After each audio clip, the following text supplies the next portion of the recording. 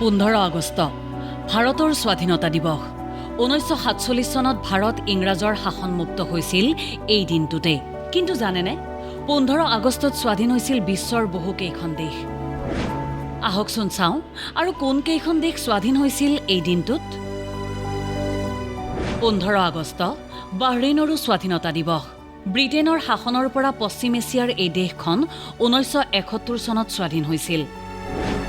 15 আগষ্ট দক্ষিণ কোৰিয়াৰো স্বাধীনতা দিৱস।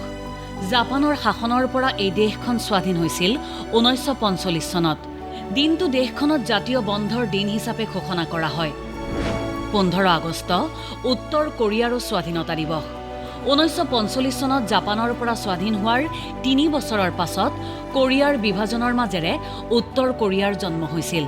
এই দেশৰো জাতীয় বন্ধৰ দিন 15 আগষ্ট। 15 আগষ্ট আফ্ৰিকাৰ দেশ কংগোৰো স্বাধীনতা দিৱস। 1960 চনত ফ্ৰান্সৰ পৰা স্বাধীন হৈছিল এই দেশ। বিশ্বৰ ষষ্ঠ ক্ষুদ্ৰ দেশ লিচেনষ্টেইনৰো স্বাধীনতা দিৱস 15 আগষ্ট। 1866 চনত জাৰ্মান শাসনৰ পৰা মুক্ত হৈছিল এই দেশ। নিউজ ডেস্ক ৰিপৰ্ট, দেশ টুডে।